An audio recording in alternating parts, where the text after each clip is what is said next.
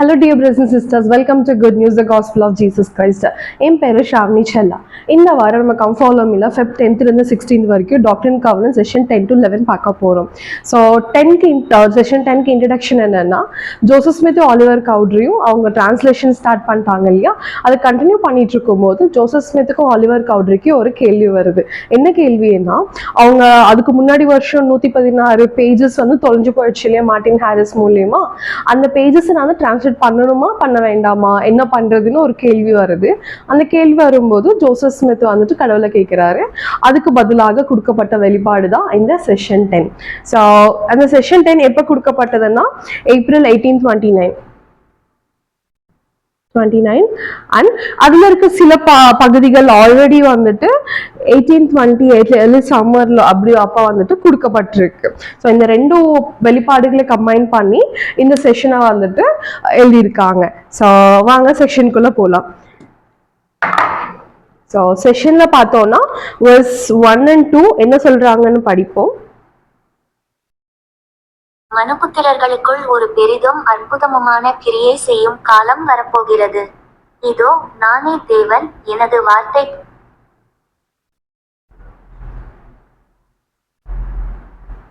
பாகம் 10 1 முதல் 26. இப்பொழுது இதோ நான் உனக்கு சொல்லுகிறேன், ஊரீம் மற்றும் தும்மீம் மூலமாக மொழிபெயர்க்க உனக்கு அதிகாரம் கொடுக்கப்பட்டு எழுதியவைகளை ஒரு துன்மார்க்கனின் கைகளில் நீ கொடுத்ததால் அவைகளை இழந்து போனாய். அதே நேரத்தில் நீ உனது வரத்தை இழந்து போனாய், உனது மனம் இருளடைந்து போனது. ஸோ இந்த ரெண்டு வர்சஸ்ல என்ன சொல்றாங்க அப்படின்னா, ஆல்ரெடி ஜோசப் ஸ்மித் வந்து டிரான்ஸ்லேட் பண்ண அந்த 116 பக்கங்கள் 116 பக்கங்கள் வந்துட்டு ஒரு துர்மார்கன் அப்படின்னா விக்கட் மென் கைக்கு போய் சேர்ந்துருக்கு அப்படின்னா நிறைய துர்மார்கள் கைக்கு வந்துட்டு அது போய் சேர்ந்துருக்கு. நீ வந்துட்டு இது தொலைஞ்சதுனால நான் வந்துட்டு உங்ககிட்ட இருந்து அந்த கிஃப்டை வந்துட்டு நான் எடுத்துட்டேன்.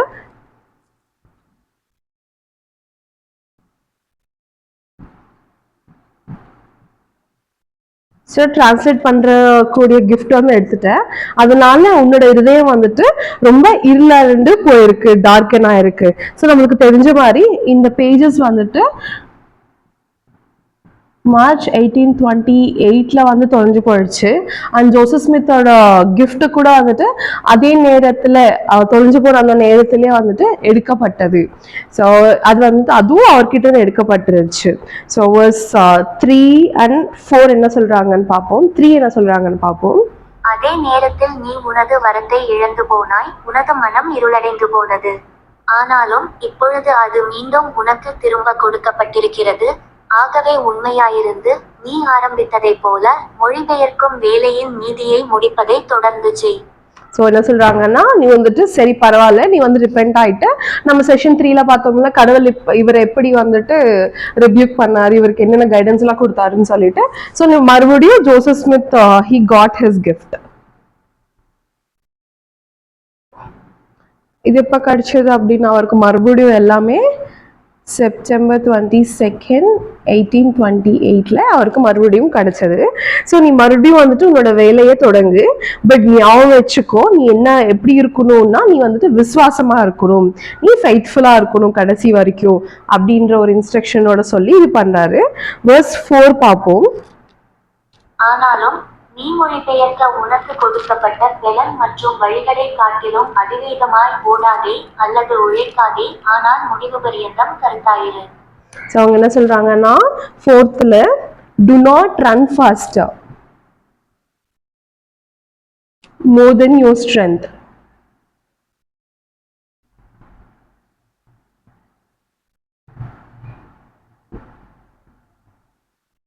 உன்னோட ஸ்ட்ரென்த்தை விட நீ அதிகமா செய்யாத. ஸோ ஜோசப் ஸ்மித்க்கு திருப்பி பிளேட்ஸ் கிடைச்சோன்னா அவர் ரொம்ப ஆவலா இருப்பா இல்லையா, டிரான்ஸ்லேட் பண்ணணும் செய்யணும் அப்படின்னு சொல்லிட்டு. ஸோ அந்த ஆவல்ல நீ ரொம்ப உணர்ச்சி வாசப்பட்டுட்டு நீ உடனே எல்லா வேலையும் நீ செய்யாத. உன்னோட ஸ்ட்ரென்த்தை விட நீ அதிகமா வேலையும் செய்யாத, ஓடவும் ஓடாத. உனக்கு அதுக்கு டிரான்ஸ்லேட் பண்றதுக்கு நான் வந்துட்டு உனக்கு மீன்ஸ் ப்ரொவைட் பண்ணுவேன் அப்படின்னு சொல்லியிருக்காரு. Means provided to enable you to translate. But be diligent unto the end. கடைசி வரைக்கும் நீ ரொம்ப நேர்மையா இரு. ஸோ நம்ம லாஸ்ட் வாரம் பார்த்தோம் இல்லையா, லாஸ்ட் கிளாஸ்ல மீன்ஸ் யார் அனுப்பிச்சார் கடவுள்? ஆலிவர். ஸோ ஆலிவரை வந்துட்டு இந்த மாதிரி சொல்லிட்டு இருக்காரு. ஆல்ரெடி அங்க இந்த டைம்லயே வந்துட்டு ஆலிவரை ப்ரிப்பேர் பண்றாங்க. இங்க ஆலிவர் வந்துட்டு April 1829 வந்துட்டு இவங்க டிரான்ஸ்லேஷன் ஸ்டார்ட் பண்றாங்க. ஸோ நெக்ஸ்ட் என்ன சொல்றாருன்னா 5th verseல சாத்தானை ஜெயிக்கவும் சாத்தானின் வேலையை தொடர்ந்து செய்து கொண்டிருக்கிற அவனது வேலைக்காரர்களின் கைகளுக்கு தப்பிக்கவும் ஜெயம் கொண்டவராக எப்பொழுதும் ஜெபம் பண்ணு. இதோ எனது நாமத்தில். ஸோ அவர் என்ன சொல்றாரு, இந்த மாதிரி சேட்டன் வந்துட்டு ரொம்ப எப்பவுமே ஒன்று ட்ரை பண்ணிட்டே இருக்கும் டெம்ப் பண்றதுக்கு. ஆல்ரெடி 116 பிளேட்ஸ் தொலைஞ்சு போயிடுச்சு. அது கூடயுமே வந்து அது ரொம்ப ஒன்று ட்ரை பண்ணும். அது உன் கையில அது வந்துட்டு உன்னை அதோட கையில எடுத்துக்கிறதுக்கு. அண்ட் இந்த ஒர்க்கை இந்த வேலையை வந்து நிறுத்துறதுக்கும் நிறைய வேலைத்தனம் அது பண்ணும். அதனால நீங்க வந்துட்டு என்ன பண்ணணும்னா ப்ரே ஆல்வேஸ், எப்பவுமே ஜெபத்தோட இரு. நீ ப்ரேயர் பண்ணி கடவுள்கிட்ட அதை எதிர்க்கிற சக்தி கேட்டேன்னா கண்டிப்பா உனக்கு சாத்தானை எதிர்க்கிற சக்தி நான் தருவேன். அண்ட் அது வந்துட்டு ரொம்ப உன்னை கையில எடுத்துக்கிறதுக்கு வேண்டி ரொம்ப ட்ரை பண்ணும். பட் நீ ஜாகிரதையா இரு அப்படின்னு சொல்லிட்டு இங்க ஜோசப் ஸ்மித்க்கு சொல்றாங்க. நம்ம இதெல்லாம் பார்த்தோம்னா அவர் தொலைஞ்சு போன தப்பு செஞ்சாரு, நம்ம ஆல்ரெடி பார்த்த மாதிரி. திருப்பி மனம் திருந்தப்ப மன்னிச்சு கடவுள் கொடுத்துட்டு மறுபடியும் என்ன சொல்றாருன்னா, நீ ரொம்ப கஷ்டப்படாத, உன்னால எவ்வளவு முடியுமோ அது மட்டும் பண்ணு, உனக்கு இன்னும் வேலை பண்றதுக்கு நான் வந்து உனக்கு நான் ஹெல்ப் அனுப்புறேன் அப்படின்னு சொல்லிட்டு ஆலிவர் கவுடரி அனுப்புறாரு. அதுக்கப்புறம் வந்துட்டு சேட்டன் ஆல்ரெடி ஒரு தடவை ட்ரை பண்ணியிருக்கு, தெரியாம அதுக்குள்ள அதோட கையில மாட்டிக்கிட்டு இந்த கெட்ட ஆளுங்க கிட்ட நம்மளோட பேஜஸ் வந்து போய் சேர்ந்துருக்கு. ஆனா கூட மறுபடியும் சொல்ற, அது மறுபடியும் ஒன்று ட்ரை பண்ணும். ஸோ நீ என்ன பண்ணணும்னா எப்பவுமே ஜபத்தோட இரு அப்படின்னு சொல்றாங்க. இது அவருக்கு மட்டும் சொல்றது கிடையாது, நம்மளுக்கும் கூட சேர்ந்து சொல்றாங்க. ஏன்னா நம்மள சாத்தான் ஒரு நாளுமே ஒரு நிமிடமுமே நம்ம தப்பு செய்யணும், நம்ம வந்துட்டு அவரோட கையில போகணும்னு சொல்லிட்டு ட்ரை பண்ணிட்டே இருக்கோம் இல்லையா. ஸோ நம்ம வந்துட்டு நம்ம எப்பவுமே ஜபத்துல இருந்து அதோட அது எதிர்க்கிறதுக்கு வேண்டி சக்தி கடவுளை கேட்டோம்னா கண்டிப்பா கடவுள் தருவாரு. அண்ட் கடவுளோட சக்தி இருந்தா அதை ரொம்ப சுலபமா வந்துட்டு அதை எதிர்க்கலாம். ஸோ இதே கவுன்சில் தான் வந்துட்டு ஜோசப் ஸ்மித்துக்குமே அவர் வந்துட்டு தராரு. ஸோ இப்போ verse 10 பார்க்கலாம்.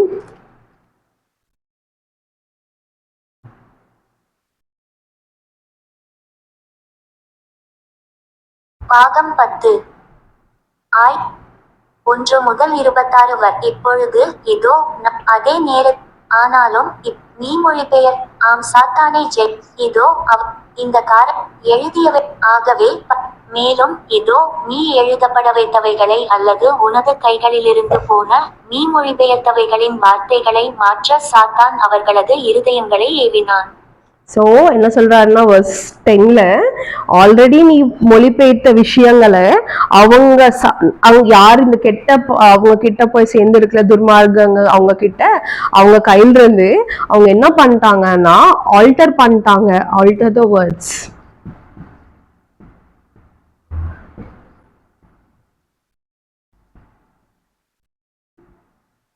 ஜோசப் ஸ்மித் டிரான்ஸ்லேட் பண்ண அந்த வேர்ட்ஸ் எல்லாத்தையும் நீ பண்ண எல்லாத்தையுமே அவங்க ஆல்டர் பண்ணிட்டாங்க.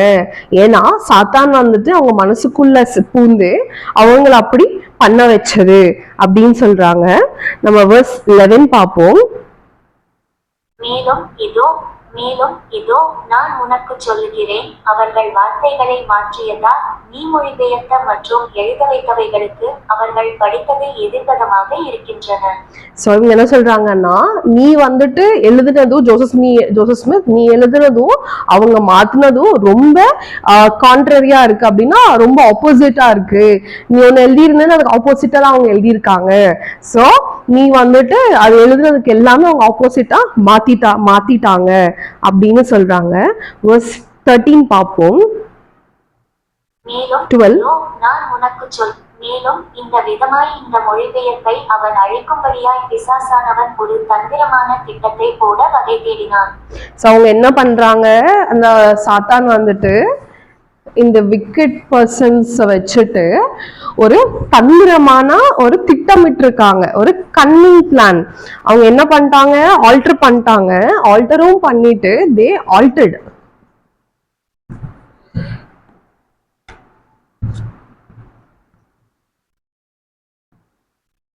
they altered the words. Satan வந்துட்டு மறுபடியும் அவங்கள வச்சுட்டு ஒரு கன்னிங் பிளான், ஒரு கன்னிங் பிளானை வந்துட்டு பண்ணியிருக்காங்க. அந்த ஆல்டர் பண்ணும்போது எப்படி இருக்குதுன்னா, எல்லா வேர்ட்ஸுமே ஜோசப் ஸ்மித் பண்ணதுக்கு ஆப்போசிட்டாவே இருக்கு. அந்த டிரான்ஸ்லேஷனை வந்துட்டு இந்த மாதிரி ஒரு திட்டமிட்டு இருக்காங்க. என்ன திட்டம்னு பார்ப்போம். வெர்ஸ் 13ல, மேலும் இந்த ஏனெனில் மொழிபெயர்ப்பதாக நீ பாவனை செய்த வார்த்தைகளில் அவர்கள் உன்னை பிடித்துக் கொண்டதாக போய் சொல்லி இதை செய்ய அவர்களுடைய இருதயங்களை அவன் எழுதினான். ஸோ என்ன சொல்றாங்கன்னா, நீ வந்துட்டு நீ எழுதியிருக்க, அதை மாத்திருக்காங்க. அவங்க பிளான் என்னன்னா, உன்னை பிடிக்கணும்.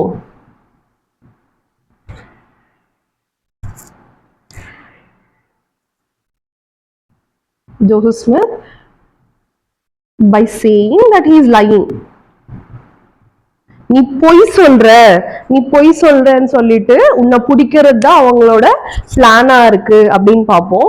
இந்த கன்னிங் பிளான் என்ன அப்படின்னு சொல்லிட்டு 14 to 18 வரைக்கும் எக்ஸ்பிளைன் பண்ணியிருக்காங்க. அது என்னன்னு பார்ப்போம்.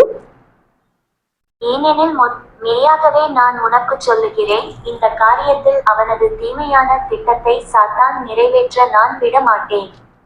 ஏனெனில் இதோ மீண்டும் அதை மொழிபெயர்க்க கேட்டு உனது கர்த்தராகிய தேவனை நீ சோதிக்கும்படியாக அவர்கள் இருதயங்களை அவன் ஏவுகிறான்.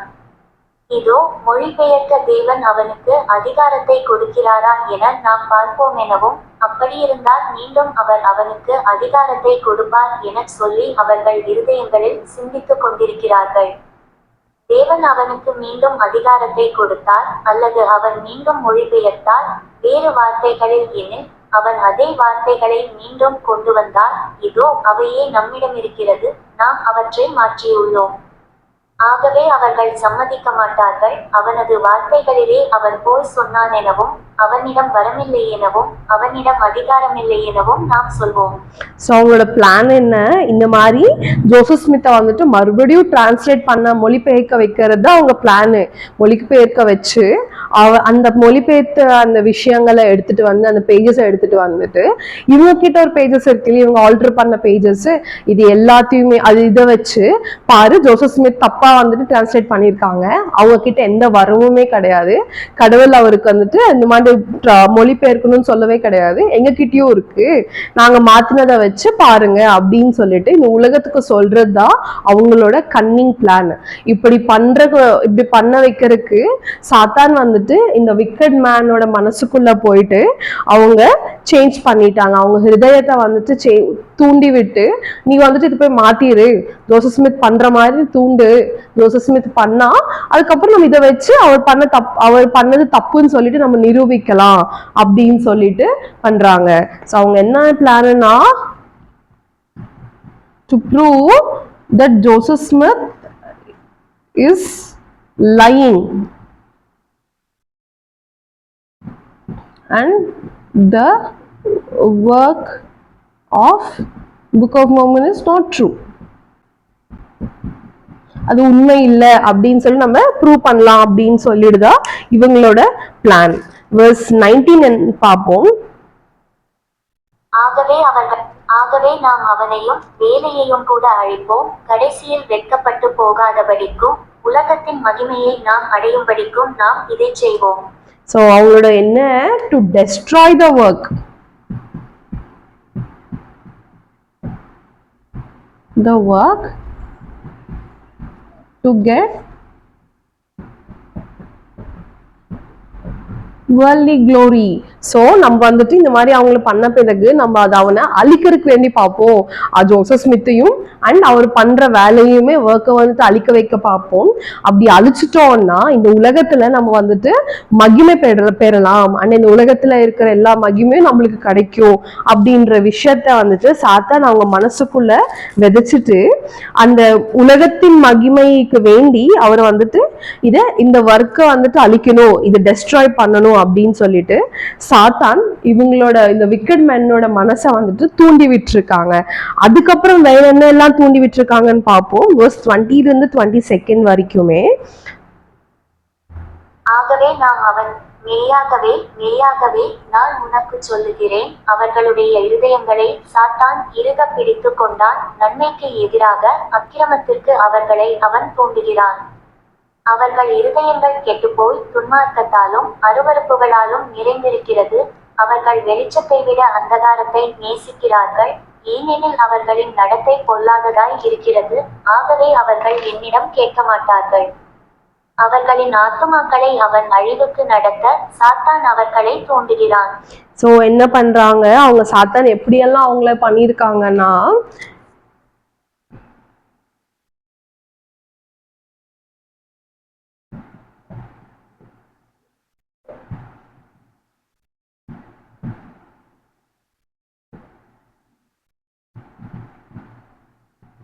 நன்மை செய்யாம அவங்களோட மனசை வந்துட்டு தீமை வழியில பண்ணியிருக்காங்க. அண்ட் அவங்களோட மனசு வந்துட்டு என்ன அப்படி இருக்குன்னா ரொம்ப அழிஞ்சு போனதா இருக்கு, கரப்டடா இருக்கு. அண்ட் ஃபுல் ஆஃப் விக்கட்னஸ் அப்படின்னா மொத்தம் தீமையா நிறைஞ்சிருக்கு. அவங்க வந்துட்டு ஃபுல் டார்க்னஸ்ல இருக்காங்க, ஃபுல் டார்க்னஸ்ல இருக்காங்க. அதுக்கப்புறம் வந்துட்டு சாத்தான் என்ன சொல்லியிருக்காங்க, கடவுளை கேட்காத அளவுக்கு அவங்கள வந்துட்டு அவர் கைப்பிடியில வச்சிருக்காரு. அப்படின்னா கடவுளை கேட்கவே முடியாது இல்லை, இதெல்லாம் இருந்துச்சுன்னா ரொம்ப கரெக்டா இருந்து ரொம்ப விக்கடா இருந்தோம், அதுக்கப்புறம் வெளிச்சமே பார்க்க முடியாத அளவுக்கு அந்த காலத்துல போய் இருந்தா நம்ம கடவுளை எப்படி கேட்பாங்க? கடவுளை கேட்காத அளவுக்கு அவங்கள பண்ணி வச்சிருக்காங்க. இது ஏன் பண்ணியிருக்காங்கன்னா,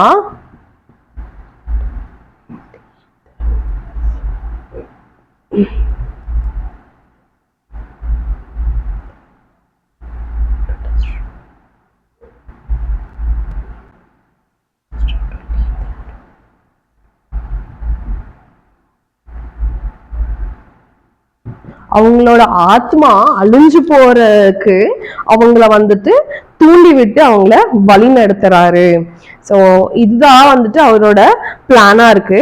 இது கூட இன்னும் திட்டம் வச்சிருக்காருன்னு பார்ப்போம்.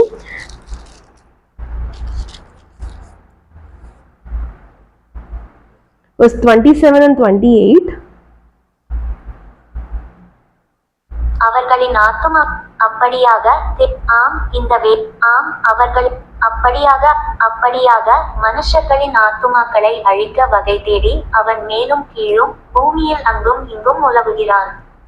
மெய்யாகவே நான் உனக்கு சொல்லுகிறேன், வஞ்சிக்கிறதற்கு பதிவிருக்கிற அவனுக்கு ஐயோ, ஏனெனில் வஞ்சிக்க மற்றொருவன் பதிவிருக்கிறான் என அவன் நினைக்கிறான், ஏனெனில் தேவனின் நீதியில் அப்படிப்பட்டவர்கள் தப்பவிடப்படுவதில்லை. ஸோ அவரு வந்துட்டு இன்னும் ரொம்ப ஹார்டா ட்ரை பண்றாரு சாத்தான். இவங்களை வந்துட்டு கையில பிடிச்சி இவங்கள அவங்களோட சோல்கள் அழிவருக்கு அழிவு தேடி போறதுக்கு, இவங்க ஆத்மாக்கள் அழிக்கிறதுக்கு சாத்தான் வந்துட்டு இந்த பூமியிலையும் இந்த உலகத்திலயும் சுத்திட்டே இருந்து யாரெல்லாம் அப்படி பண்றாங்களோ அவங்க மனசையெல்லாம் ஹார்டன் பண்ணிட்டு அவங்களை அழிவை நோக்கி கூட்டிட்டு போறாரு. ஏன்னா அவருக்கு தெரியும் கடவுளோட நியமத்துல இந்த தீமைக்கு வந்துட்டு இடம் கிடையாது அப்படின்னு சொல்லிட்டு. ஸோ மனுஷனோட ஹிருதயம் தீமையா மாறிடுச்சு, அவன் வந்து கெட்டவனா மாறிட்டு ரொம்ப தப்பான விஷயங்கள் பண்ணிட்டு இருந்தானா, கடவுளோட வேலையை நிறுத்திருக்க வேண்டி எல்லாம் பண்ணிட்டு இருந்தானா கண்டிப்பா அவன் தீமையான ஆள் மாறிடுவான் இல்லையா? அப்ப கடவுள் முன்னாடி வரக்கு அவங்களுக்கு வர்த்தினஸ் இருக்காது. ஸோ அந்த அருகதை இல்லைன்னா அவங்க என்ன ஆவாங்க, கடவுளோட ஜஸ்டிஸ்க்கு முன்னாடி வரவே முடியாது. அதுதான் அவனோட இன்னொரு பிளானா இருக்கு, to take away from God.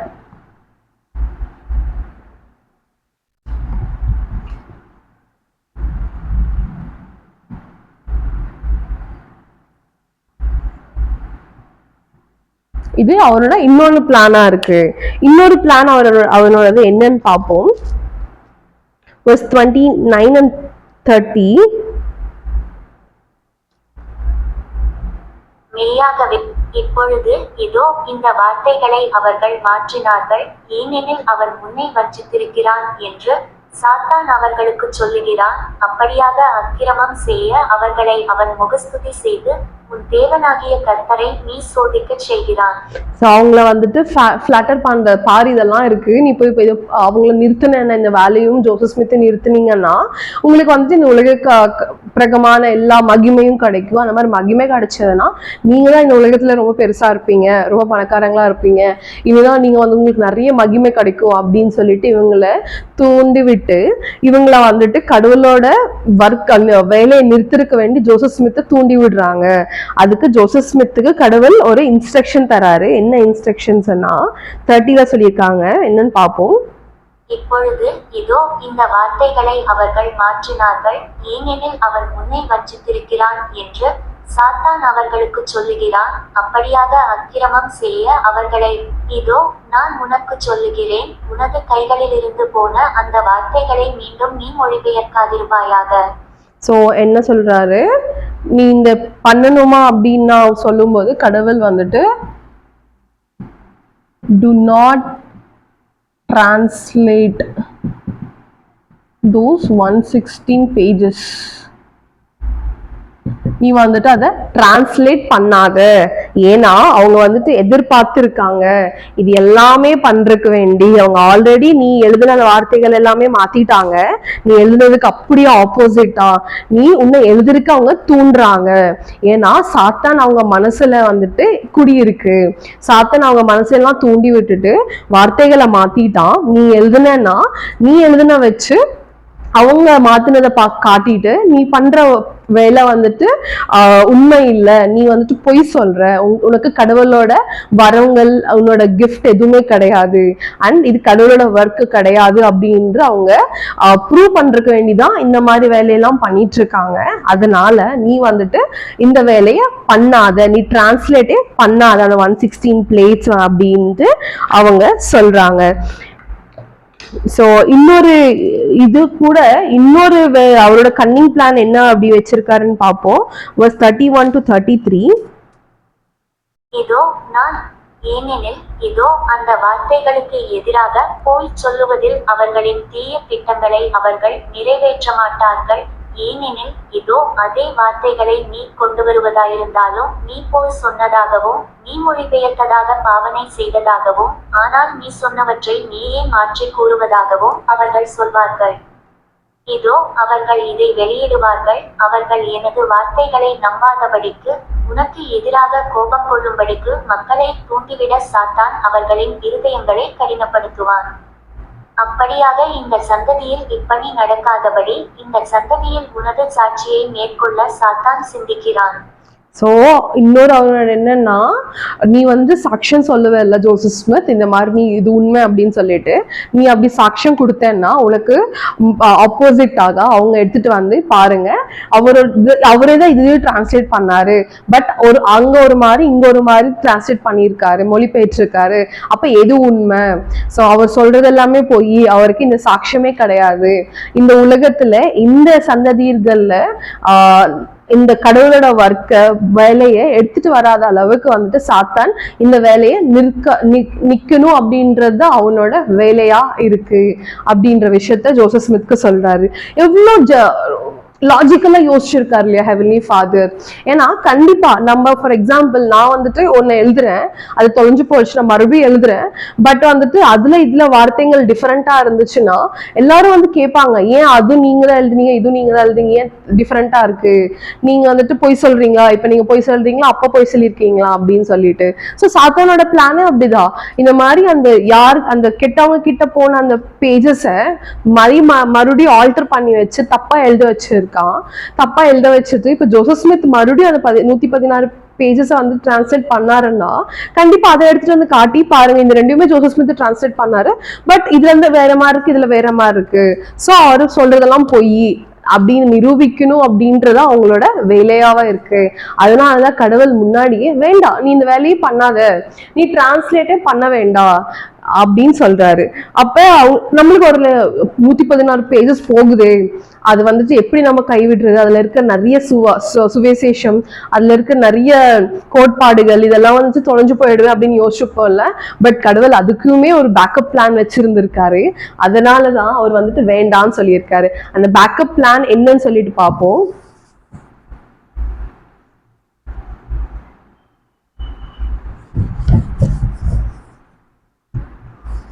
So backup plan என்ன அப்படின்னு சொல்லிட்டு verse 38 இருந்து 42 வரைக்கும் அவங்க சொல்லியிருக்காரு. பார்ப்போம். அப்படியாக இந்த சந்ததியில் ஆனால் நான் உனக்கு சொன்ன இதோ நீதி, ஆனால் எப்போதுமே இப்பொழுது மெய்யாகவே நான் உனக்கு மேபியின் தகடுகளில் இந்த காரியங்களை குறித்து ஒரு அதிக குறிப்பான விவரம் கொடுக்கப்பட்டிருக்கிறதென அந்த எழுத்துக்களில் சொல்லப்பட்டிருக்கிறதை நீ நினைவுகூர். இப்பொழுது மேபியின் தகடுகளின் மேல் பொறிக்கப்பட்டுள்ள விவரம் அந்த காரியங்களை குறித்து மிக குறிப்பிடத்தக்கதாக இருப்பதால் எனது ஞானத்தில் இந்த விவரத்தை ஜனங்களின் அறிவுக்கு நான் கொண்டு வருவேன். ஆகவே மேபியின் தகடுகளின் மேல் பதிக்கப்பட்ட பென்யமீன் ராஜாவின் ஆளுகை வரை அல்லது நீ வைத்திருக்கிற நீ மொழிபெயர்த்தவற்றுக்கு வரும் வரை நீ மொழிபெயர்க்கலாம். இதோ மேபியின் குறிப்பாக நீ அதை வெளியிடலாம். அப்படியாக எனது வார்த்தைகளை மாற்றியவர்களை நான் தாறுமாறாக்குவேன், எனது பணியை அவர்கள் அழிக்க நான் விடமாட்டேன். ஸோ என்ன சொல்றாருன்னா, கவலைப்படாத, ஆல்ரெடி நம்ம இந்த தொலைஞ்சு போன இந்த பிளேட்ஸ் இருந்திருக்கு இல்லையா 116 பேஜஸ், அந்த பேஜஸ்ல இருக்கிற விஷயங்கள் எல்லாமே ஆல்ரெடி நீஃபை வந்துட்டு அவரோட இன்னொரு பிளேட்ஸ்ல எழுதியிருக்காரு. சோ அதுல என்னென்ன இருக்கோ அதை வந்துட்டு நீஃபை சுருக்கமா அவரோட பகுதிகள்ல எழுதியிருக்காரு. ஸோ நீ இப்போ வந்து இதை டிரான்ஸ்லேட் பண்ணு, நீ இதை டிரான்ஸ்லேட் பண்ணனா அதுல இருக்கிறது எல்லாமே சுருக்கமா உனக்கு இதுல வந்திருக்கும். இதுல இன்னும் வந்துட்டு உனக்கு அவரோட வார்த்தைகளும் அவரோட எக்ஸ்பீரியன்ஸ் எல்லாம் ப்ராஃபிட் தீர்க்கதரிசிங்க அவங்களோட எல்லா வார்த்தைகளுமே இதுல அடங்கி இருக்கு அப்படின்னு சொல்றாரு. ஸோ அவர் ஆல்ரெடி பேக்கப் பிளான் வச்சிருக்காரு. நம்ம இங்க எழுதியிருக்காருன்னு சொல்றாரு இல்லையா, நீஃபைக்கு என்ன கமாண்ட்மெண்ட் கொடுத்தாருன்னு பார்ப்போம். நம்ம போயிட்டு first நீஃபை 9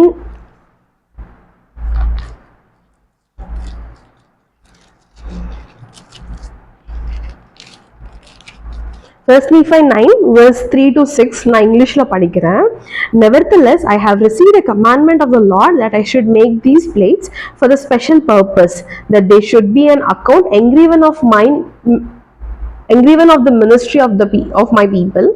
Upon the other plates should be engraven an account of a ring of the kings and the wars and contentions of my people.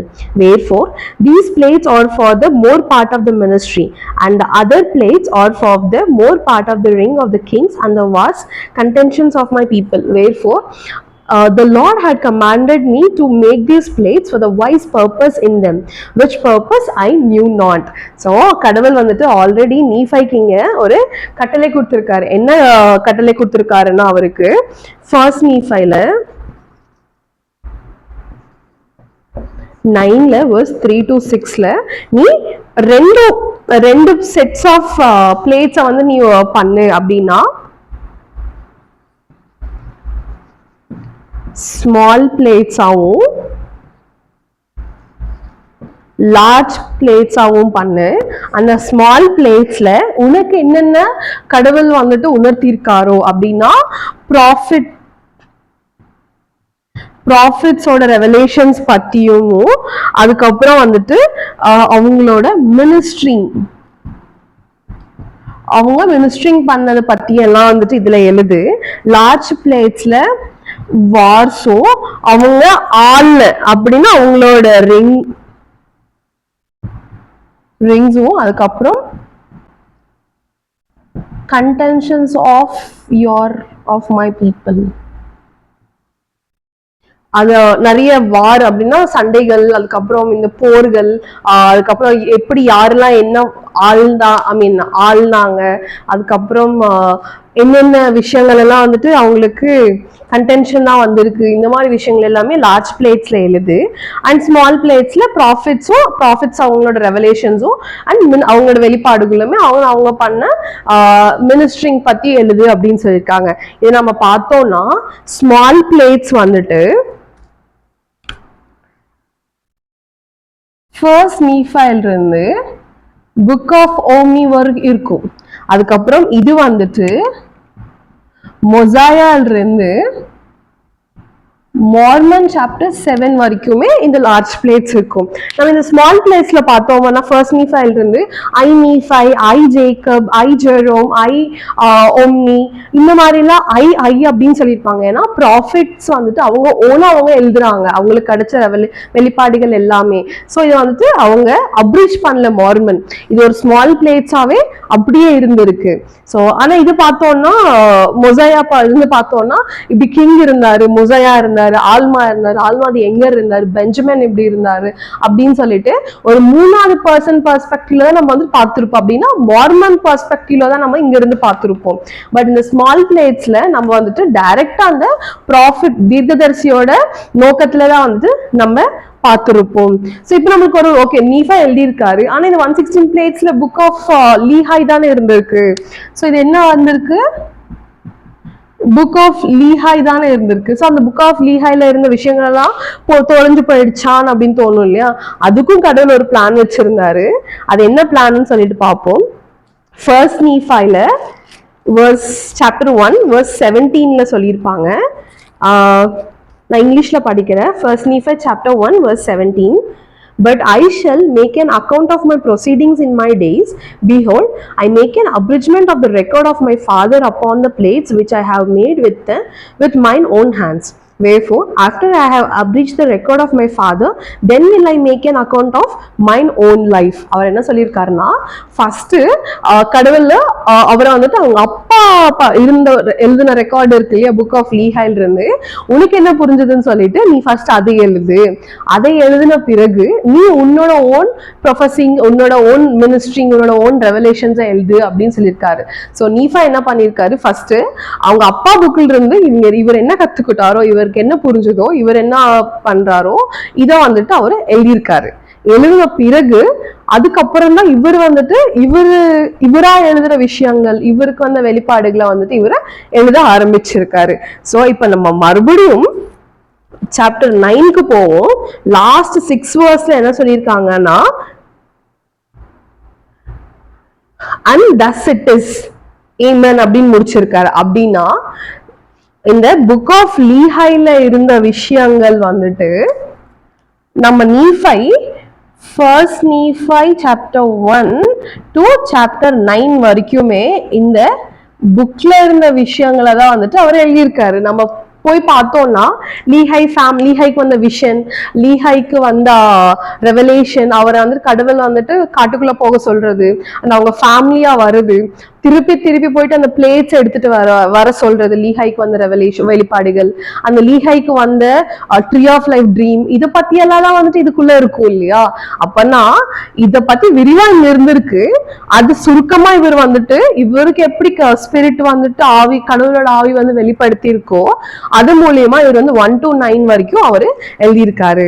அப்புறம் இப்ப 10 ஃபர்ஸ்ட் நீஃபை சாப்டர் 10 verse 1 பார்த்தோம் அப்படின்னா, and now I Nephi proceed to give an account upon these plates of my proceedings and my ring and ministry. அப்படின்னா இந்த 10th சாப்டர்ல இருந்து நான் என்னோட ப்ரொசீடிங்ஸ் அப்படின்னா எனக்கு என்ன வெளிப்பாடு கிடைச்சது, நான் எப்படி என்னோட மக்களை வழி நடத்தினேன், நான் எப்படி கடவுள்கிட்ட இருந்து வெளிப்பாடு வாங்கி நான் இந்த விஷயங்கள் எல்லாத்தையும் மினிஸ்ட்ரிங் பண்ணேன் அப்படின்ற விஷயங்கள் 10th இருந்து ஸ்டார்ட் ஆயிருக்கு. ஃபர்ஸ்ட் நீஃபை 10 இருந்து ஸ்டார்ட் ஆயிருக்கு. ஸோ இதுதான் வந்துட்டு கடவுளோட செகண்ட் பிளானாவே இருந்திருக்குல்ல. எவ்வளோ முன்னாடியே ப்ரிப்பேர்டா இருக்காரு இல்லையா. கடவுளுக்கு தெரியும் இந்த சாத்தான் வந்து சும்மா இருக்க மாட்டான், அவன் வந்துட்டு மனுஷங்களை கெடுதல் செய்யறதுக்கு தூண்டி விடுறது அவனோட வேலையே.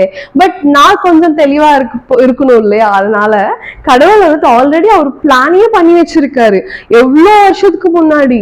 நீஃபைக்கே வந்துட்டு அவரு நீஃபை அப்படின்னா அவங்க ஃபர்ஸ்ட் வந்த பிறகு வந்த ஒரு 20-30 இயர்ஸ்க்குள்ளேயே வந்துட்டு அவருக்கு இந்த கமாண்ட்மெண்ட் கொடுத்துருக்காரு, நீ 2 பிளேட்ஸா பண்ணு, ஒரு பிளேட்ஸ்ல இந்த சுருக்கமா எழுது, இன்னொரு பிளேட்ஸ்ல விரிவா அவங்களோட வார்ஸை பத்தியும் ரிங்ஸ் பத்தியும் கன்டென்ஷன்ஸ் பத்தி எழுத ஆரம்பி அப்படின்னு சொல்லியிருக்காரு. அண்ட் இந்த புக்ல எழுந்த விஷயத்தையும் இவங்க சுருக்கி எழுத சொல்லியிருக்காரு கடவுள். சோ அப்ப நீஃபைக்கு தெரியல. நீஃபை சொன்னார் இல்லையா, எதனால இவர் வந்து 2 பிளேட்ஸ் பண்ண சொன்னாரு, எதனால மறுபடியும் எழுத சொன்னாரு அப்படின்ற விஷயம் பத்தி நீஃபைக்கு அப்ப தெரியல. பட் அவர் என்னன்னா கடவுள் வந்துட்டு கட்டளை கொடுத்தாரு, அதனால நான் பண்றேன் அப்படின்ற ஒரே விஷயத்துக்கு வேண்டி அவர் பண்ண ஆரம்பிச்சாரு. பட் அப்படி அவர் பண்ணதுனாலதான் இன்னைக்கு நம்ம புக் ஆஃப் லீஹாயில இருந்த விஷயங்களும் நம்ம கத்துக்கிறோம் இந்த ஃபர்ஸ்ட் 9 சாப்டர்ஸ் மூலியமா. அண்ட் நீஃபையோட ஒர்க் எல்லாத்தையுமே கூட நம்ம கத்துக்கிறோம். இந்த ஓம்னிக்கும் மொசாய்க்கும் நடுவுல வேர்ட்ஸ் ஆஃப் மார்மன் இருக்கும். மார்மன் வந்துட்டு இதுக்கும் அதுக்கும் கனெக்ஷன் கொடுக்குற மாதிரி அவர் எக்ஸ்பிளைன் பண்ணியிருப்பாரு. அவர் சொல்லியிருப்பாரு, நான் ஆல்ரெடி லார்ஜ் பிளேட்ஸ் எல்லாத்தையும் டிரான்ஸ்லேட் பண்ணிட்டேன், ஆல்ரெடி நான் அப்ரிச் பண்ணிட்டேன், சம்மரைஸ் பண்ணிட்டேன். பட் அதுக்கப்புறம் எனக்கு ஸ்மால் பிளேட்ஸ் கிடைச்சது. இதை நான் வந்துட்டு அப்ரிச் எல்லாம் பண்ண முடியல, ஏன்னா வந்துட்டு ஆல்ரெடி அவங்களே டைரக்டா மக்கள் கிட்ட பேசியிருக்காங்க, டைரக்டா அவங்க வந்துட்டு தீர்க்கதரிசிங்க வெளிப்பாடுகள் கொடுத்துருக்காங்க. ஸோ அதனாலதான் இது வரைக்குமே வந்துட்டு இவங்க ப்ராஃபிட் தீர்க்கதரிசிகள் நோக்கமா பார்ப்போம் புக் ஆஃப் மார்மன். அதுக்கப்புறம் மொசையால இருந்து மார்மனோட நோக்கத்துல நம்ம வந்துட்டு புக் ஆஃப் மார்மனை பார்ப்போம். ஸோ இப்படி கடவுள் வந்துட்டு ஒரு செகண்ட் பிளானை உருவாக்கி நம்மளுக்கு நம்ம கிட்ட இருந்து அந்த சாத்தான் கடவுளோட ரகசியங்கள் கடவுளோட முழுமையான சுவிசேஷம் வந்துட்டு எடுக்க முடியாத அளவுக்கு அவரை வந்துட்டு தடுத்திருக்காரு. அதுக்கு கடவுள் ஒண்ணு சொல்லியிருக்காரு. நம்ம திருப்பி நம்மளோட டாக்ட்ரின் கவர்னன்ஸ்க்கு போயிடுவோம்.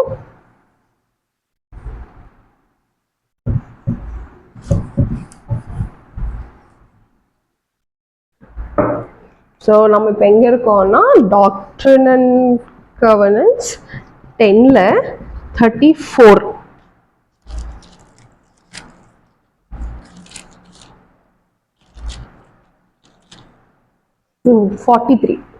சாரி, ஸோ 43ல இருக்கும். அவர் என்ன சொல்றாருன்னு பார்ப்போம். எனது பணியை அவர்கள் அழிக்க நான் விடமாட்டேன், ஆம், பிசாசானவனின் தந்திரத்தை விட எனது ஞானம் மகத்தானதென அவர்களுக்கு நான் காண்பிப்பேன். ஸோ கடவுள் என்ன சொல்றாருன்னா, நான் இந்த பிசாசின் அப்படின்னா சாத்தானோட இந்த கர்னிங் பிளானை விட என்னோட அறிவு வந்துட்டு ரொம்ப பெரியது அப்படின்றது இந்த மக்களுக்கு நான் காட்டுவேன். ஸோ ஜோசப் ஸ்மித், நீ அந்த 116 பிளேட்ஸை டிரான்ஸ்லேட் பண்ணாத, அதுக்கு பதிலாக நீ நீஃபை பிளேட்ஸ் எல்லாத்தையுமே டிரான்ஸ்லேட் பண்ண ஆரம்பி. நீ இதை பண்ணாலே அதுல இருக்கிறது எல்லாமே இதுல அடங்கி இருக்கு. ஸோ நீ பயப்படாத, யாரையுமே வந்துட்டு என்னோட வேலையை இந்த சந்ததியர்களுக்கு வர வேண்டிய இந்த புக்கை வந்துட்டு நான் வரவிடாம எவ்வளோ தடுத்தாலுமே சாத்தன் நான் அதை மீண்டு வருவேன், நான் வந்துட்டு அவரோட பிளான்ஸ் எல்லாத்தையுமே டிஸ்ட்ராய் பண்ணிடுவேன் அப்படின்னு கடவுள் சொல்றாரு. ஸோ எவ்வளவு பெரிய பிளெஸிங் இல்லையா. ஸோ நம்ம நினைச்சிட்டு இருப்போம் நம்ம லைஃப்ல டெசிஷன் எடுத்து நம்ம முன்னாடி போயிட்டு இருக்கோம் அப்படின்னு சொல்லிட்டு. பட் நம்ம எடுக்கிற எல்லா டெசிஷன்லயுமே கடவுளை நோக்கி நம்ம எடுத்தோம்னா அவரோட கரங்கள் அதுல கண்டிப்பா இருக்கு. அண்ட் அதனாலதான் எல்லாமே நல்லதாவே நம்மளுக்கு டர்ன் அவுட் ஆகுது. ஒருவேளை கெட்டதா இருந்தாலுமே கடவுள் என்ன சொல்றாருன்னா, பரவாயில்ல, நீ கத்துக்கிட்டு மனம் திரும்பி என்கிட்ட வா, நான் உன்னை மறுபடியும் நல்ல வழியிலேயே வழி நடத்துறேன் அப்படின்னு சொல்றாரு. அவரு இதுல இருந்து நான் கத்துக்கிட்டது என்னன்னா, என்ன சாத்தான் என்ன விஷயங்கள் பண்ணாலுமே சரி, அவனால கடவுளோட வார்த்தைகளை கடவுளோட வேலையை பண்ண விடாம தடுக்கவே முடியாது அப்படின்றது கடவுளும் இங்க ரொம்ப கிளாரிட்டியாவே சொல்றாரு. சோ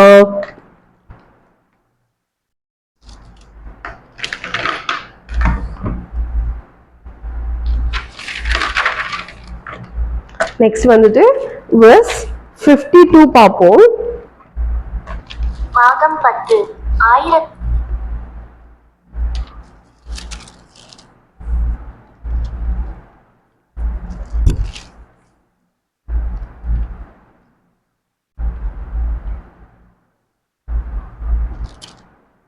எனது சுவிசேஷமான எனது கன்மலையின் மேல் கட்டு. வெளிப்படுத்துதலின் ஆவியையோ தீர்க்கதரிசன ஆவியையோ எனது இதோ எனது மகன் ஹைராம் நீ ஆனால் எனது வார்த்தையை அறிவிக்க நாடாதே, ஆனால் எனது வார்த்தையை இதோ ஆம் பேசப்பட்ட அந்த காரியங்களை தெளிவாக்க நீ. பாகம் 10. ஆகவே நேபியின் ஆம் அவர்கள் எந்த தேசத்தவர்களாய் இனங்களாய் இப்பொழுது இந்த காரணத்திற்காகவே நான் சொன்னேன், இந்த சந்ததி தங்கள் இருதயங்களை கடினப்படுத்தாமலிருந்தால் அவர்களுக்கு மத்தியில். ஓகே, ஸோ வர்ஸ் 52ல என்ன சொல்லியிருக்காங்க அப்படின்னா, நான் இங்கிலீஷ்ல படிக்கிறேன். And now behold according to their prayers in their faith and now behold according to their faith in their prayers will I bring this part of my gospel to the knowledge of my people. Behold, I do not bring it to destroy that which they have received, but to build it up. So 15 படிக்கிறேன். And thus they did leave a blessing upon this land in their prayers, that whosoever shall believe in their gospel in this land might have eternal life. So அவர் என்ன சொல்றாரு இந்த ரெண்டு வேர்ஸ்லயுமே சரி, 52 and 50ல நான் வந்துட்டு இந்த தீர்க்கதரிசிங்க now behold according to their faith அப்படின்னு சொல்றேன்ல, இங்க யாரை மென்ஷன் பண்றாங்கன்னா புக் ஆஃப் மோர்மன்ல இருக்க தீர்க்கதரிசிங்களை இவங்க இங்க மென்ஷன் பண்றாங்க. மென்ஷன் பண்ணிட்டு அந்த தீர்க்கதரிசிங்க ரொம்ப விசுவாசமா இருந்து அவங்க ப்ரேயர் பண்ணதுனால நான் வந்துட்டு அவங்க எழுதின எல்லா விஷயங்களுமே இப்ப இருக்க இந்த சங்கதிகளுக்கு நான் கொண்டு வருவேன். அண்ட் இது வந்துட்டு என்னோட வேலையும், இந்த வேலையை வந்துட்டு இது பில் பண்ணும், டெஸ்ட்ராய் பண்ணாது அப்படின்னா அவர் சொல்லி. நிறைய பேர் நாம் சொல்லுவாங்க இல்லையா, பைபிள் இருக்குல்ல, ஏன் புக் ஆஃப் மோர்மன் வேணும், புக் ஆஃப் மோர்மன் எதுக்காக, ஆல்ரெடி பைபிள் கொடுத்திருக்காரு இல்லையா. கடவுள் என்ன சொல்றாருன்னா, பைபிளுக்கு இது ஒரு பில் பண்ற மாதிரி, இன்னும் கொஞ்சம் ஸ்ட்ராங்கா பில் பண்ற மாதிரி ஒரு வேதமா இருக்கும். அண்ட் இதெல்லாம் வந்துட்டு அங்க அந்த காலத்துல அந்த இடத்துல வாழ்ந்த தீர்க்கதரிசிகள் எல்லாருமே வந்துட்டு ப்ரேயர் பண்ணி அவங்க விசுவாசமா இருந்து உங்களுக்கு வேண்டி எழுதப்பட்ட ஒரு கிரந்தம் தான், வேதம் தான் வந்துட்டு இந்த புக் ஆஃப் மோர்மனா இருக்கு. அண்ட் யாரெல்லாம் இந்த புக் ஆஃப் மோர்மனை ஏற்றுக்கிட்டு இத வழிகள் படி நடக்கிறாங்களோ அவங்களுக்கு நித்திய வாழ்வு கண்டிப்பா இருக்கும் அப்படின்ற விஷயத்த இவரை வந்துட்டு இங்க ப்ராமிஸ் பண்ணியிருக்காங்க. அதுக்கப்புறம் நம்ம வேர்ஸ் 53 50 வரைக்கும் படிச்சோம்னா அவர் சொல்லுவாரு, நான் என்னோட சர்ச்சை வந்து எஸ்டாப்ளிஷ் பண்ணுவேன். ஆனா அப்பத்துக்கு சர்ச் இன்னும் வரல, 1828 நடக்குது இல்லையா இது, 1829ல நடக்குது, அப்பத்துக்கு சர்ச் வரல. அவர் என்ன சொல்றாருன்னா, என்னோட சபையை நான் வந்துட்டு இந்த இடத்துல நான் வந்துட்டு நியமிப்பேன். அண்ட் அந்த சபையை வந்துட்டு யாரெல்லாம் விசுவாசமா உள்ள வந்து என் வார்த்தைகளை நம்புறாங்களோ அவங்க வந்துட்டு நித்திய ராஜ்யத்துக்கு அவங்க போகிற மாதிரி நான் பண்ணுவேன்.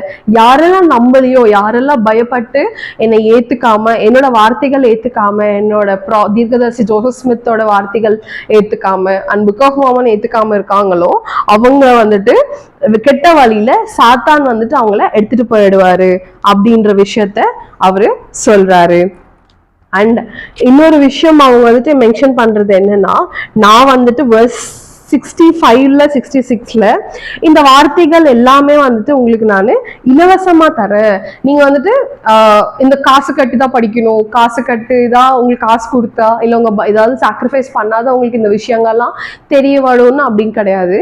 இந்த வார்த்தைகள் இந்த உலகத்துல இருக்கிற எல்லாத்துக்குமே போய் சேரும். ஸோ அது வந்துட்டு எல்லாருமே இலவசமா ருசிக்கலாம் அப்படின்ற விஷயத்தையும் அவரு சொல்றாரு. அண்ட் 67ல சொல்றாரு, behold this is my doctrine, whosoever repenteth cometh unto me, the same is my church. யாரெல்லாம் வந்துட்டு இதுதான் என்னோட கோட்பாடுகள், இதுதான் என்னோட முழுமையான சுவிசேஷம், இது யாரெல்லாம் ஏத்துக்கிட்டு மனம் திரும்பி என்கிட்ட வராங்களோ அவங்கதான் என்னோட சர்ச் அப்படின்ற விஷயத்த சொல்றாரு. இது வேற யாராவது வந்துட்டு இதுக்கு குறைவாக இல்ல இது அதிகமாக யாராவது ப்ரீச் பண்ணாங்கன்னா அது வந்துட்டு என்னோட சர்ச் கிடையாது அப்படின்ற விஷயத்தையும் அவரு சொல்றாரு. அண்ட் இந்த 69ஓட இந்த செஷனை முடிப்போம் நம்ம. 69 and now behold whosoever is of my church and endureth of my church to the end, Him will I establish upon my rock, and the gates of hell shall not prevail against them. So யாரெல்லாம் என் கோட்பாடுகளை கீழ்ப்படிந்து யாரெல்லாம் இதை follow பண்றாங்களோ அவங்க தான் என்னோட சர்ச்சா இருக்காங்க. யார கடைசி வரைக்கும் இதை வந்துட்டு ஃபாலோ பண்றாங்களோ அவங்க வந்துட்டு என்னோட ராக் அப்படின்னா என் மேலேயே நீங்க வந்துட்டு உங்களோட ஃபவுண்டேஷனை வந்துட்டு கட்டுறீங்க. அந்த ஃபவுண்டேஷன் உங்க விசுவாசம் ஒருவேளை சாத்தானே வந்து உங்களை ஆப்போசிட்டா வந்தாலுமே சரி யாருனாலையுமே அசைக்கவே முடியாது. ஸோ கடவுள் சொல்றது என்னன்னா என்னோட சர்ச்சை வந்துட்டு அக்செப்ட் பண்ணுங்க. என்னோட சர்ச்சை வந்துட்டு யாரெல்லாம் என்னோட சர்ச்ல பிலாங் பண்ணுவாங்க, யாரெல்லாம் அதுக்கு சார்ந்தவங்களா இருப்பாங்க அப்படின்னா யாரெல்லாம் என்னோட வழிகளை கேட்குறாங்களோ, யாரெல்லாம் என்னோட வழிகளில் ஃபாலோ பண்றாங்களோ, யாரெல்லாம் மனம் திரும்பி நான் சொன்ன மாதிரி நீங்க நடக்கிறீங்களோ அவங்க தான் என்னோட சர்ச்ல ஆளுகளா இருப்பீங்க அப்படின்ற விஷயத்த அவரு சொல்றாரு. ஸோ இதோட செஷன் 10 வந்துட்டு முடியுது. ரொம்ப தெளிவா கடவுள் சொல்லியிருக்காரு இல்லையா. அவர் சொன்னது ஒன்னே ஒண்ணுதான், சாத்தான் என்ன ட்ரை பண்ணாலுமே, சாத்தான் வந்துட்டு எத்தனை பேர்த்த அனுப்பி எத்தனை மனதுல சேர்ந்து அதை கேப்சர் பண்ண ட்ரை பண்ணாலுமே என்னோட கடவுளோட வேலையை நிறுத்தவே முடியாது. அண்ட் ஒரு வேலை நம்ம அது கடவுளோட வேலையில நம்ம ரொம்ப விசுவாசமா இருக்கணும்னா சாத்தான் கிட்ட இருந்து தப்பிக்கிறதுக்கு நமக்கு இருக்கிற ஒரே ஒரு ஆயுதம் என்னன்னா ப்ரேயர். ஸோ ப்ரேயர் பண்ணுங்க. ப்ரேயர் பண்ணி என்னோட கைடன்ஸை கேட்டு நீங்க நான் சொல்ற மாதிரி நடந்தீங்கன்னா என் மேல நம்பிக்கை வைங்க, நான் உங்களை கண்டிப்பா காப்பாத்துவேன், நான் உங்களை ப்ரொடெக்ட் பண்ணுவேன் அப்படின்ற விஷயத்த அவரு சொல்றாரு.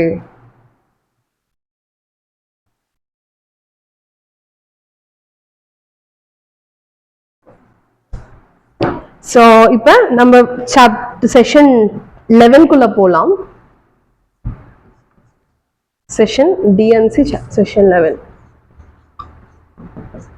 ஸோ 11க்கு போறதுக்கு இன்ட்ரடக்ஷன் அப்படி முன்னாடி இன்ட்ரடக்ஷன் என்னன்னா இந்த செஷனுக்கு நம்ம கொஞ்சம் லாஸ்ட் வீடியோ ரீகால் பண்ணோம்னா நம்மளுக்கு ஆலிவர் கவுட்ரியும் சாமுவேல் ஸ்மித் அப்படின்னா ஜோசப் ஸ்மித்தோட பிரதர் வந்துட்டு இவங்க 2 பேருமே ஹார்மோனிக் வருவாங்க இல்லையா. ஹார்மோனிக் வந்துட்டு ஜோசப் ஸ்மித்தும் ஆலிவர் கவுட்ரி டிரான்ஸ்லேஷன் ஸ்டார்ட் பண்ணிடுவாங்க. அதுக்கு இவங்க ஏப்ரல்ல ஸ்டார்ட் பண்ணுவாங்க. மேல வந்துட்டு இவங்களுக்கு அரோனிக் ப்ரீஸ்ட்ஹுட் பவர் கிடைக்கும். ஸோ இவங்களுக்கு ஆசாரித்துவம் வந்துட்டு கடவுள் ஜான் த பேப்டிஸ்ட் அமைச்சு கொடுத்துருப்பாரு. இதை நம்ம வந்துட்டு அடுத்த லெசன்ல பார்ப்போம். இது ஏன்னா இது செஷன் 13ல மென்ஷன் பண்ணியிருக்காங்க. ஸோ அப்ப மென்ஷன் பண்ணிட்டு அவங்களுக்கு பேப்டிசம் கொடுக்கறதுக்கு அதிகாரம் கிடைக்கும். ஸோ அப்ப ஆலிவர் கவுட்ரி சாமுவேல் ஸ்மித்துக்கு பேப்டிசம் கொடுப்பாரு. பேப்டிசம் கொடுத்த பிறகு சாமுவேல் வந்து திரும்பி அவங்க வீட்டுக்கு வந்துருவாரு. அவங்க வீட்டுக்குன்னா இவங்க ஹார்மோனியில இருக்காங்க, ஜோசப் ஸ்மித் அப்பா அவங்க வீட்டுக்கு பல்மேரலுக்கு அவங்க திரும்பி போயிடுவாங்க. சாமுவேல் திரும்பி போன பிறகு அவங்க அம்மா அப்பா அவங்களுக்கு அவங்க பிரதர்ஸ் எல்லாத்துக்குமே இவரோட டெஸ்டிமோனியை ஷேர் பண்ணுவாரு. நான் வந்துட்டு இந்த மாதிரி ஒர்க் ஆரம்பிச்சாச்சு, Book of Mormon Oliver Cowdery Joseph பண்ணிட்டு இருக்காங்க, அண்ட் இவங்களுக்கு ஒரு அதிகாரம் கிடைச்சிருக்கு, அந்த ஆசாரித்துவம் மூலியமா எனக்கு பேப்டிசம் கொடுத்தாங்க அப்படின்ற விஷயங்கள் எல்லாத்தையும் ஷேர் பண்ண உடனே அங்க இருக்கிறவங்க எல்லாம் ரொம்ப ஆச்சரியமா ஃபீல் பண்ண ஆரம்பிச்சிட்டாங்க. அப்படியா ஆல்ரெடி ஒர்க் ஸ்டார்ட் ஆயிடுச்சா அப்படின்னு சொல்லிட்டு. அதுல ஒருத்தர் வந்துட்டு ஹைரம் ஸ்மித். இவர் யாருன்னா அவங்களோட ஜோசப் ஸ்மித் சீனியரோட எல்லா பசங்களுமே மூத்த பையன். அதுக்கு முன்னாடி ஆல்வின் இருந்தார், பட் அவர் இறந்து போயிட்டாரு இல்லையா. அதுக்கப்புறம் இவர் ஹைரம் ஸ்மித். இவர் சொல்றாரு சரி நானும் போயிட்டு இந்த மறுஸ்தாபினம்ல நானும் ஒரு பகுதியா ஒரு கருவியா இருக்கிறதுக்கு என்ன பண்ணணும் அப்படின்னு நான் போய் ஜோசப் ஸ்மித்தை கேட்கிறேன் அப்படின்னு சொல்லிட்டு இவரு மறுபடியும் ஹார்மோனிக்கு இவர் போவாரு. ஸோ போயிட்டு ஜோசப் ஸ்மித் கிட்ட கேட்பாரு, இந்த மாதிரி நான் என்ன பண்ணணும் ஜோசப், நான் வந்துட்டு இந்த மறுஸ்தாபினம் கடவுளோட ராஜ்யம் இந்த உலகத்துல நீடிக்கிறதுல நான் என்ன பண்ணணும், என்னோட பகுதி என்ன அப்படின்னு சொல்லி கேட்கிறப்ப ஜோசப் ஸ்மித் சரி நான் கடவுள் கிட்ட கேட்கிறேன்னு கேட்டப்ப வந்த ஒரு வெளிப்பாடுதான் இந்த செஷன் 11. இது வந்துட்டு மே 1829 நடக்குது. ஸோ இந்த நடக்கிறதோட ஆல்ரெடி அவங்களுக்கு வந்துட்டு அரோனிக் ப்ரீஸ்ட்ஹுட் கிடைச்சிருச்சு. இதை பத்தி நம்ம அடுத்த லெசன்ல பார்ப்போம். ஸோ இது நம்ம செஷனுக்குள்ள போனோம் அப்படின்னு சொன்னா verses 1 to 10 வந்துட்டு ஜோசப் ஸ்மித் சாரி கடவுள் வந்துட்டு ஆலிவர் கவுண்டரி இதே கேள்வி கேட்பாரு இல்லையா, வேர்ஸ் சாப்டர் செஷன் 6ல நான் என்ன பண்ணணும் அப்படின்னு சொல்லிட்டு. அதுக்கப்புறம் ஜோசப் ஸ்மித்தோட அப்பாவும் வந்துட்டு இந்த கேள்விக்கு நான் என்ன பண்ணணும் இந்த மறுஸ்தாபினம்ல நான் என்னோட பகுதி என்னன்னு கேட்பாரு இல்லையா, அவருக்கு வேண்டி செஷன் 4 வெளிப்பாடா கிடைச்சிருக்கும். ஆலிவர் கவுண்டரிக்கு வேண்டி செஷன் 6 வெளிப்பாடா கிடைச்சிருக்கும். இந்த 2 செஷன்ல முதல் பகுதியில ஷேர் பண்ண விஷயங்கள் தான் வந்துட்டு கடவுள் வந்துட்டு இப்ப ஹைரம் ஸ்மித்துக்கும் சொல்லியிருக்காரு.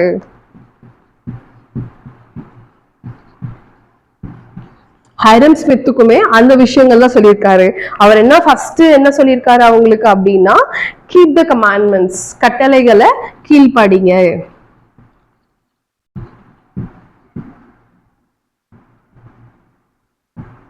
கட்டளைகளை கீழ்ப்படுத்தி இந்த உலகத்துல என்னோட ராஜ்யத்தை நீங்க ஸ்தாபிக்கிறதுக்கு ஒரு காரணமா இருங்க. அதுக்கப்புறம் சொன்ன மாதிரி தனத்தை அப்படின்னா செல்வத்தை தேடி போகாதீங்க, ஞானத்தை தேடி போவோம். ஞானத்தை தேடி போனா உனக்கு கண்டிப்பா நான் வந்துட்டு கடவுளோட ரகசியங்கள் எல்லாத்தையுமே நான் சொல்றேன் அப்படின்ற விஷயங்கள். அவங்க 2 பேத்துக்கு என்ன விஷயங்கள் சொன்னாரோ இவருக்கும் அதே விஷயங்கள் சொல்றாரு. இன்னும் கொஞ்சம் எக்ஸ்ட்ராவா இவருக்கு பர்சனலைஸ்ட் கஸ்டமைஸ்டு மெசேஜா வந்துட்டு கடவுள் என்ன சொல்றாருன்னா verse 12 to 14 பார்ப்போம்.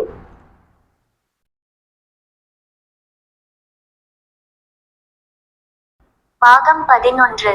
மே 1801 முதல் 6 வரை மனுபுத்திரர்களுக்கு இதோ ஆம் தனது அறிவால் ஆகவே என்னில் இப்பொழுது ஞானத்தையேயன்றி மேயாகவே இந்த சந்ததிக்கு இதோ நீ ஒருவர், ஏனெனில் இதோ இப்பொழுது மேயாகவே.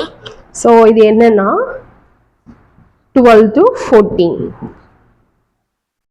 இப்பொழுது மெய்யாகவே நான் உனக்கு சொல்லுகிறேன், நன்மை செய்ய, ஆம் நீதியை செய்யவும், தாழ்மையாய் நடக்கவும், நீதியின்படி தீர்ப்பு சொல்லவும் உன்னை வழி நடத்துகிற அந்த ஆவியின் மேல் உனது நம்பிக்கையை வை, இதுவே எனது ஆவி. மெய்யாகவே நான் உனக்கு சொல்லுகிறேன், உன் மனதை தெளிவுபடுத்தும், உனது ஆத்துமாவை சந்தோஷத்தால் நிரப்பும் எனது ஆவியை நான் உனக்கு கொடுப்பேன். பின்னர் நீ அறிந்து கொள்வாய் அல்லது நீ பெற்றுக்கொள்வாய் என விசுவாசத்தில் என் மீது நம்பிக்கை வைத்து நீ என்னிடத்தில் வாஞ்சித்த நீதிக்கு சம்பந்தப்பட்ட காரியங்களான சகல காரியங்களையும் இதனால் நீ அறிந்து கொள்வாய். சோ இவர் என்ன சொல்றாருன்னா 14th இருந்து என்னோட ஸ்பிரிட்டை நம்பு, நீ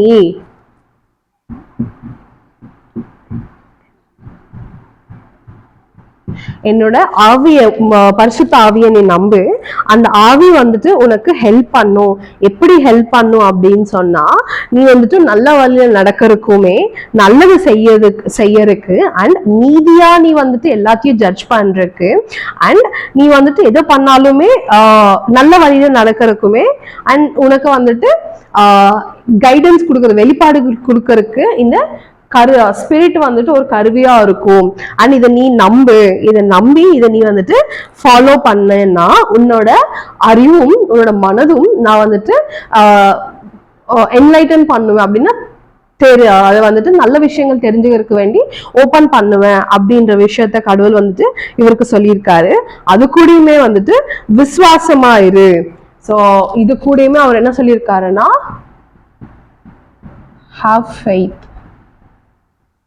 இவருக்கு வந்துட்டு எப்படி நீ வந்துட்டு ஸ்பிரிட்டை உணரணும், ஸ்பிரிட் என்னென்ன விஷயங்கள் உனக்கு சொல்லுன்னு விஷயத்தையும் சொல்லியிருக்காரு. அதுக்கப்புறம் விசுவாசமா இரு அப்படின்னு கூட அவரு சொல்லியிருக்காரு. ஸோ கடவுள் வந்துட்டு முதல்ல சொல்ற விஷயங்கள் என்னென்னா கட்டளைகளை கீழ்ப்படுத்து, நெக்ஸ்ட் என்னோட ஆவியை நம்பு. என்னோட ஆவியை நம்புனேன்னா என் ஆவி வந்துட்டு உன்னை நல்ல வழியிலையும் நல்ல தீர்மானங்கள் எடுக்கிறதுக்கும் அதுக்கப்புறம் நீ என்ன பண்ணணும் அப்படின்னு உனக்கு வெளிப்பாடு கொடுக்கறதுக்குமே என்னோட ஆவி பரிசுத்த ஆவி வந்து வழிநடத்தும். அண்ட் விசுவாசமா நீ வந்துட்டு இரு அப்படின்னு சொல்லியிருக்காரு. அதுக்கப்புறம் இன்னொரு கைடன்ஸும் அவருக்கு இன்னும் 2-3 கைடன்ஸ் கொடுத்துருக்காங்க. என்னன்னு பார்ப்போம். 21st verseல கொடுத்துருக்காங்க.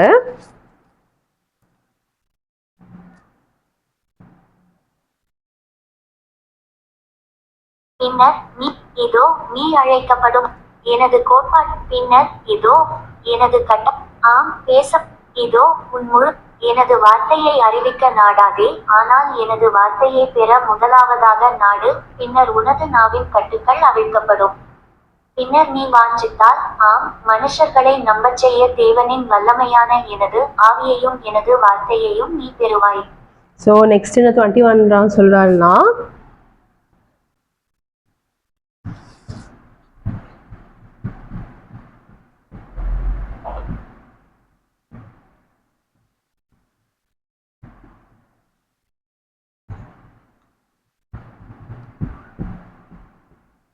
நீ வந்துட்டு முதல்ல நீ போயிட்டு என்ன எல்லாத்துக்கும் என்ன சொல்லணும்னு சொல்லிட்டு நீ வாஞ்சாத.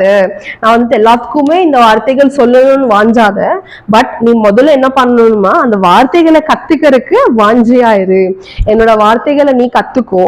என் வார்த்தைகளை கத்துக்கிட்டு நீ வந்துட்டு உன்னை நீ ஆயத்தப்படுத்திக்கிட்டியான்னா நீ அந்த ஸ்பிரிட் வந்துட்டு அந்த வார்த்தைகளை நீ யாருக்கெல்லாம் இந்த வார்த்தைகளை நீ சொல்லி கொடுக்குறியோ அப்படின்னா மினிஸ்ட்ரிங் பண்றியோ டிக்ளேர் பண்றியோ அவங்களுக்கு மனதுல எடுத்துட்டு போகிறதுக்கு இந்த ஆவி வந்துட்டு ஒரு கருவியா இருக்கும் அப்படின்னு சொல்றாரு. சோ இது நம்மளுக்கும் தானே இதாகும். நம்ம எதுவுமே தெரியாம இல்ல கத்துக்காம சொல்லிக் கொடுக்கணும் அந்த வாஞ்சையோடு, இல்லைன்னா நான் எல்லாத்துக்கும் இந்த விஷயத்த வந்துட்டு பரப்பணும், மினிஸ்ட்ரிங் பண்ணணும், இல்ல மிஷனரி ஒர்க் பண்ணணும், இந்த மாதிரி எல்லா விஷயங்களையுமே வந்துட்டு நம்ம ரொம்ப ஆவலா இருப்போம். பட் கடவுள் வந்துட்டு சொல்றாரு, நில்லு, ஃபர்ஸ்ட் நீ கத்துக்கோ. நீ வந்துட்டு என்னோட வார்த்தைகளை வாஞ்சையோடு நீ கத்துக்கோ. நீ கத்துக்கிட்டேன்னா நான் உனக்கு அந்த வார்த்தைகளை நீ யாருக்கெல்லாம் டீச் பண்றியோ அவங்களுக்கு அவங்க மனசுல போற மாதிரி இந்த ஸ்பிரிட் அனுப்பி நான் அவங்கள வந்துட்டு கன்வின்ஸ் பண்ணுவேன் அப்படின்னு சொல்லியிருக்காரு. நான் ஒரு கொட்டேஷன் ஞாபகம் வந்திருக்கு எனக்கு. இங்கிலீஷ்ல சொல்லுவாங்க, அது we cannot fetch anything from the empty vessel. அப்படின்னா ஒரு எம்டியா இருக்கிற எதுவுமே இல்லாத ஒரு குடத்துல இருந்து நம்ம எதுவுமே எடுக்கவே முடியாது. அந்த குடத்துல தண்ணி இருந்தாதான், குடத்துல ஏதாவது இருந்தாதான் நம்ம எடுக்கவே முடியும் இல்லையா? அதே மாதிரிதான் நம்மளுக்கு எதுவுமே கடவுளை பத்தி தெரியாது, கடவுளை வார்த்தைகள் பத்தி தெரியாது, விசுவாசம் இல்லை, இல்ல கடவுள் மேல வார்த்தைகள் நம்மளுக்கு புரியல அப்படின்னா நம்ம அடுத்தவங்களுக்கு எப்படி சொல்லி தருவோம்? ஃபர்ஸ்ட் நம்ம கத்துக்கணும். நம்ம கத்துக்கிட்டு நம்ம ஆயத்தம் படுத்திக்கிட்டு நம்ம ப்ரிப்பேர்டா இருந்தோம்னா கடவுள் வந்துட்டு அது மூலியமா அவரு வந்துட்டு மறுபடியும் அவங்கள அடுத்தவங்களுக்கு சொல்லி கொடுக்குற நம்மள ஆயத்தப்படுத்திட்டு நம்ம அடுத்தவங்களுக்கு சொல்லி கொடுக்குற மாதிரி பண்ணுவார். அப்படி நம்ம ஆயத்தப்படுத்தி சொல்லி கொடுக்கும் போது நம்ம சொல்ற வார்த்தைகள் அவங்களோட மனசுல இந்த ஸ்பிரிட் வந்துட்டு போய் சேர்க்கும் அப்படின்ற விஷயத்த இவருக்கு சொல்றாரு. நெக்ஸ்ட் இவருக்கு இன்னொரு கைடன்ஸ் கொடுக்குறாரு. என்ன பார்ப்போம்? verse 24. ஆனால் இதோ எனது சுவிசேஷமான எனது கன்மலையின் மேல் கட்டு. உன்னோட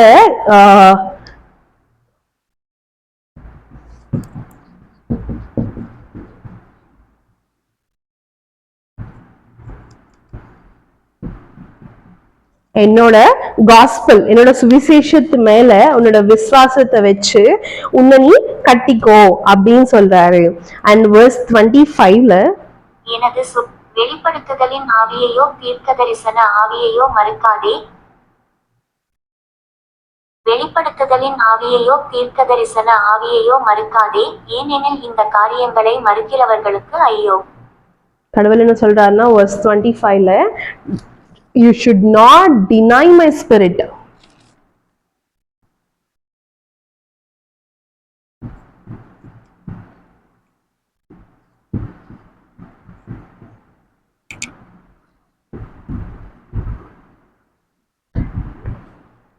Do not deny not my spirit of revelation.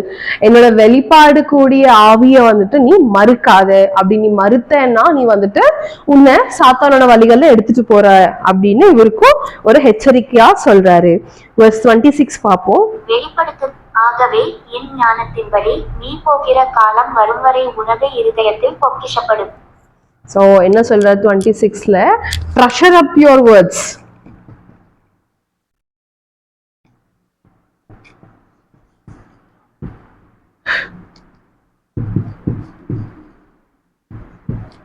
உன்னோட நான் உனக்கு சொல்லி கொடுக்குற வார்த்தைகள் எல்லாத்தையுமே உன்னோட மனதுல பொக்கிஷமா வச்சுக்கோ. பொக்கிஷமா வச்சுக்கிட்டேன்னா உனக்கு டைம் வரும்போது இந்த வார்த்தைகள் எல்லாமே நீ வந்துட்டு எல்லாத்துக்குமே வெளிப்படுத்தலாம் அப்படின்னு சொல்றாரு.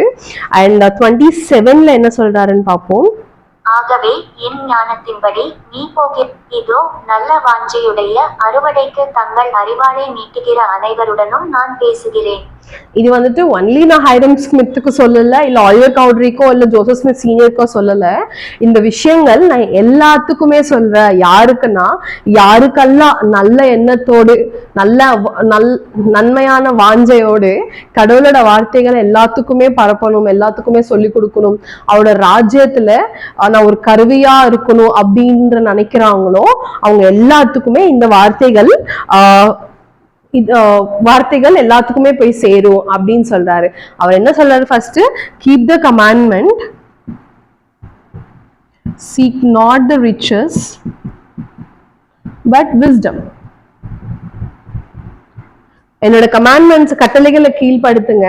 நீங்க வந்துட்டு பணத்தையோ செல்வத்தை தேடி போகாதீங்க, ஞானத்தை தேடி போங்க. அண்ட் என்னோட ஆவியை நம்புங்க, விசுவாசத்தோடு இருங்க. முதல்ல நீங்க கத்துக்கிட்டு நீங்க ஆயத்தப்படுத்தி இருந்தீங்கன்னா உங்களுக்கு நீங்க சொல்லி கொடுக்கறப்ப என்னோட ஸ்பிரிட்டே வந்துட்டு என்னோட ஆவி வந்துட்டு உங்களுக்கு ஹெல்ப் பண்ணும். அண்ட் எப்பவுமே என்னோட காஸ்பல் சுவிசேஷம் மேலேயே உங்களோட விசுவாசத்தை வச்சு உங்களை நீங்க பில் பண்ணிக்கோங்க. அண்ட் என்னோட ஸ்பிரிட்டை டினை பண்ணாதீங்க, எப்பத்துக்குமே மறுக்காதீங்க. என்னோட ஸ்பிரிட் ஆஃப் வெளிப்பாடின் ஆவியை வந்துட்டு மறுக்காதீங்க. அண்ட் இது எல்லாருமே ஒரு பத்திரமா பொக்கிஷமா உங்களோட ஹிருதயத்துல வச்சுக்கோங்க.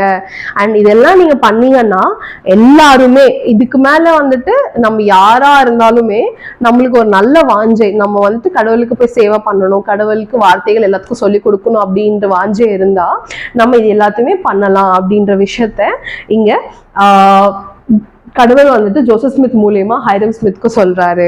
அண்ட் அவரே சொல்ற இது வந்துட்டு அவருக்கு மட்டும் கிடையாது, இது இந்த வார்த்தைகள் எல்லாத்துக்குமே பொருந்தும் அப்படின்னு சொல்லிட்டு. ஸோ எனக்கு தெரியும் இது எல்லாமே உண்மை என்று. அண்ட் இந்த வாரம் கிளாஸ்ல நான் கத்துக்கிட்ட விஷயங்கள் என்னன்னா, கடவுள் எப்பவுமே நம்மளை கைவிட மாட்டாரு. சாத்தான் என்ன ட்ரை பண்ணாலுமே அவர் மேல விசுவாசத்தை வச்சு நம்ம அவருக்கு ப்ரேயர் பண்ணோம் அப்படின்னா நம்ம சாத்தானோட கையிலிருந்து வெளியில வரலாம், கையில சிக்காமையே நம்ம வந்துட்டு இருக்கலாம். அண்ட் அப்படி விசுவாசத்தோட இருந்தோம்னா கடவுள் நம்மளை காப்பாரு.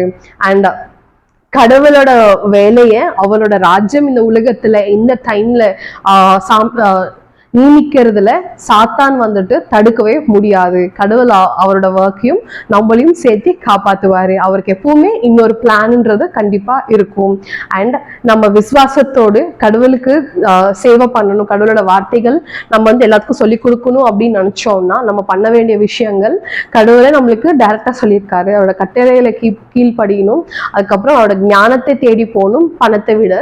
அண்ட் அவரோட ஸ்பிரிட் ஆஃப் ரெவலேஷன் ஆவி, வெளிப்பாடின் ஆவியை வந்துட்டு நம்ம எப்பவுமே நமக்குள்ள வச்சுக்கணும். அண்ட் அதை கேட்கிற வழிகளை நடந்தோம்னா நம்ம நல்ல வழியே நடப்போம். அண்ட் அதை எப்பவுமே நம்ம மறுக்கவே கூடாது.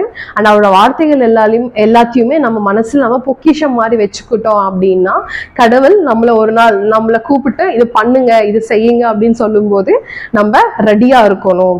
அண்ட் இவையாவையும் உண்மை என்று நான் நம்புறேன். இது எல்லாத்தையும் இயேசு கிறிஸ்து நாமத்தில் ஷேர் பண்றேன். ஆமென். அண்ட் இது எல்லாமே எனக்கு என்ன புரிஞ்சது, நான் என்ன கத்துக்கிறேன், நான் எப்படி படிக்கிறேன், இந்த விஷயங்கள் எல்லாம் எல்லாத்தையும் தான் உங்க கூட ஷேர் பண்றேன். உங்களுக்கு ஏதாவது கொஸ்டின்ஸ் இருந்தா, உங்களுக்கு ஏதாவது ஒப்பீனியன்ஸ் இருந்தா, இல்லை உங்களுக்கு ஏதாவது டவுட்ஸ் இருந்தா, நீங்க ஏதாவது ஷேர் பண்ணணும்னு நினைச்சிருந்தீங்கன்னா கமெண்ட் பாக்ஸ்ல நீங்க ஷேர் பண்ணலாம். தேங்க்யூ. நெக்ஸ்ட் வீடியோல பார்க்கலாம்.